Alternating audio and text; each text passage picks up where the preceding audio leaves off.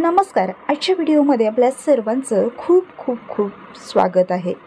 आजच्या व्हिडिओमध्ये आपण पाहणार आहोत की भगवान शिवशंकर आणि माता पार्वतीचा हा अतिशय भव्य दिव्य असा विवाह कशा पद्धतीने झाला होता किंवा त्यांच्या लग्नामध्ये कोणकोणत्या पद्धती किंवा विधी पार पडल्या होत्या. माता पार्वती ह्या एक राजकन्या होत्या आणि भगवान शिवशंकर हे एक योगी होते. तर ते कशा पद्धतीने आले होते? ते अतिशय उग्र, जटाधारी, डोक्यापासून पायापर्यंत राख भासलेल्या अवस्थेमध्ये शिव पूर्णपणे धुंद, पूर्णपणे परमानंदात दंग होते.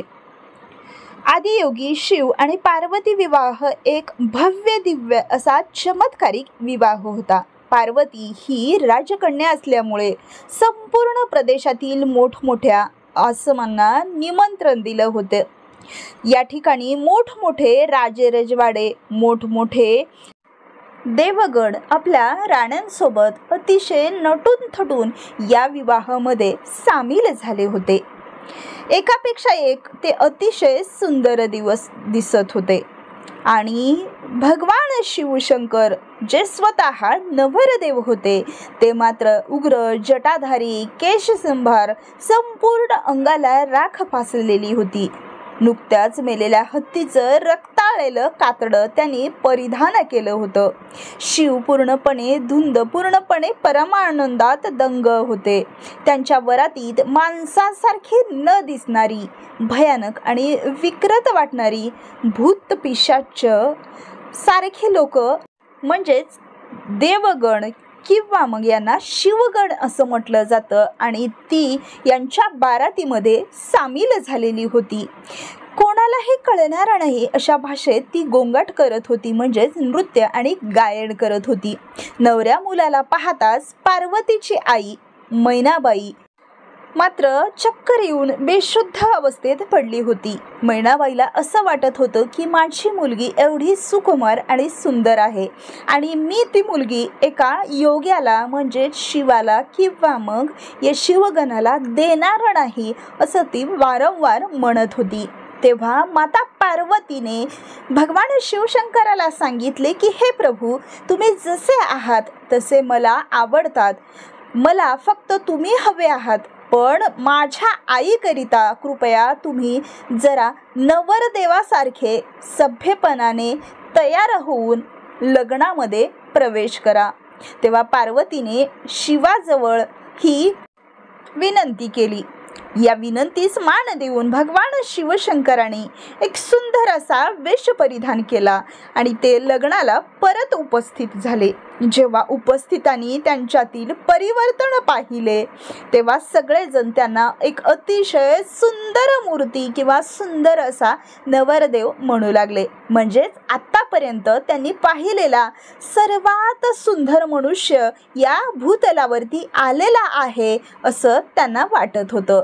शिव 9 फूट उंच होते. उभे राहिल्यावर त्यांची उंची त्यांच्या घोड्याच्या डोक्या एवढी भरत होती.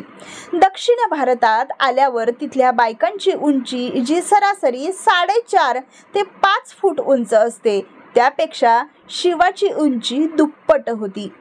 ते अतिशय सुंदर मूर्ती जवळपास 8 ते 9 फूट उंच दिसत होते. पार्वती मातेच्या विनंतीला मान देऊन भगवान शिवशंकर तयार होऊन लग्नामध्ये आले. अशा प्रकारच्या विवाहात विशेषतः भारतात नवरा नवरी यांच्या पूर्वजन्माबद्दल किंवा मग त्यांच्या वंशाबद्दल अभिमानाने विचारलं जातं. त्यांचं खानदान काय, त्यांची वंशावळ काय किंवा ते कोणत्या वंशाची नाळ कोणाशी जोडलेली आहे, त्यांचे रक्त कोणाचे आहे, कोणाची वंशावळ किती महान आहे, ही संपूर्ण माहिती अशा लग्नांमध्ये सांगितली जाते आणि नंतरच लग्न लावलं जातं. या ठिकाणी नवरीचे वडील म्हणजेच पार्वतीचे वडील हिमावत हे हिमालय पर्वत प्रदेशाचे राजे होते. त्यांच्या वंशावळीबद्दल खूप गौरवशाली गोष्टी या विवाहाच्या ठिकाणी सांगण्यात आल्या. पण आता नवरदेवाबद्दल सांगण्याची वेळ आली होती. भगवान शिवशंकराबद्दल काय सांगणार किंवा मग कोण सांगणार याची आतुरतेनं संपूर्ण मंडळी वाट पाहत होती. तेव्हा असं सांगण्यात आलं की तुमच्या गोत्राविषयी, तुमच्या वंशाविषयी किंवा मग तुमच्या खानदानीविषयी या सर्व उपस्थितांना माहिती द्यावी। तेव्हा त्यावेळी भगवान शिवशंकर एकही शब्द न बोलता अगदी शांत आणि स्तब्ध बसून होते। त्यांच्याबरोबर आलेल्या या जात्यातील कोणालाच सर्वज्ञान अशा भाषेत बोलता येतच नव्हतं। ते नुसतेच कर्कश आवाज करत बसले होते, म्हणजेच ते शिवगण होते आणि त्यांना ही मानवी भाषा येत नव्हती। नवरीच्या वडिलांना तो अपमान वाटला की शिवजी अशा पद्धतीने का बसून आहेत। पूर्वजाबद्दल काहीच माहीत नसलेला माणूस माझ्या मुलीशी लग्न कसा करू शकतो? हा कोठून आलेला आहे, कोण आहे, याच्या खानदानाविषयी काय माहिती आहे का किंवा नाही, अशा या नवरदेवाला माझी मुलगी का देऊ, असं म्हणून ते अतिशय संतापून भर सभेमध्ये उभे राहिले। भगवान शिवशंकराच्या आणि माता पार्वतींच्या लग्नामध्ये संपूर्ण देवगण आणि राक्षसगण आमंत्रित होते, पण कोणालाच शिवजीविषयी माहिती नव्हती। पण तेवढ्यात या लग्नाला उपस्थित असणारे महर्षी नारद या लग्नांमध्ये आमंत्रित होते। ते उठून उभे राहिले आणि त्यांचा वीणा घेऊन ते पुढे सरसावले आणि त्यांनी एका त्या वीण्यामधून एक ताऱ्यातून अतिशय टांग टांग टांग असा आवाज काढू लागले। हा आवाज ऐकून हा राजा अजूनच भडकला, म्हणजेच पार्वती मातेचे वडील अजूनच रागावले। आता एक तारा वाजवण्याचे कारण काय? मी या ठिकाणी काय विचारतो आहे, कोणती माहिती विचारतो आहे आणि तुम्ही हे काय करत आहात, असं म्हणून ते अतिशय संतापलेले होते। नारद म्हणाले, त्यांचा पूर्व इतिहास हा ध्वनीच आहे।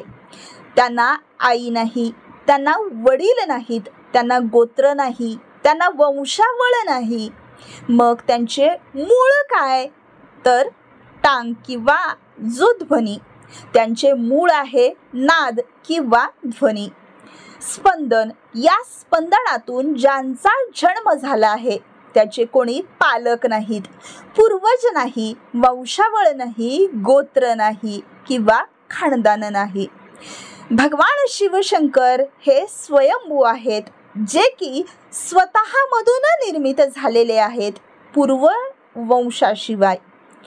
संपूर्ण सभेमध्ये ही माहिती ऐकल्यानंतर यांना खूपच विचित्र वाटू लागलं, कारण ज्याला आई नाही, ज्याला वडील नाही, याचा जन्मच कसा होऊ शकतो, ही माहिती पहिल्यांदाच ऐकलेली होती। भर सभेमध्ये सगळ्यांना आश्चर्य वाटू लागलं, पण जेव्हा भगवान शिवशंकराच्या निर्मितीची माहिती सर्वांमध्ये सांगण्यात आली तेव्हा हे लग्न अतिशय उत्साहाने पार पडलं। तर हे भगवान शिवशंकर आणि माता पार्वतीचं लग्न अतिशय थाटामाटाने पार पडण्यात आलं। तेव्हा त्यांच्यासोबत संपूर्ण जगातील भूत प्रेत, संपूर्ण देवगण, संपूर्ण असुरगण, त्याचसोबत भूत पिशाच आणि शिवगण सुद्धा या वरातीमध्ये उपस्थित होते। अतिशय भव्य दिव्य अशा स्वरूपाचा हा चमत्कारिक विवाह पार पडला। तर अशाच शिवपार्वतीच्या लग्नाची ही कहाणी जर तुम्हाला योग्य वाटली असेल तर अशाच नवनवीन पौराणिक माहितीसाठी आपल्या चॅनलला लाईक, शेअर आणि सबस्क्राईब नक्कीच करा। धन्यवाद।